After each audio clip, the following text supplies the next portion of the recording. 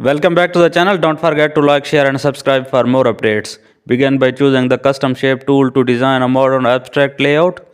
Pick a bold geometric shape to serve as the anchor element. Drag it large onto the canvas to establish visual hierarchy. Rotate it slightly to break symmetry and add interest. Then duplicate this shape for background layering. Move the duplicate behind and soften its opacity. Add a gradient fill to the front shape for a polished look. Also apply a stroke to define its structure better. Align both shapes to keep the layout consistent. Add a subtle glow for a stylish modern touch. Use blending modes to blend the layers smoothly. Adjust their position until they visually support each other.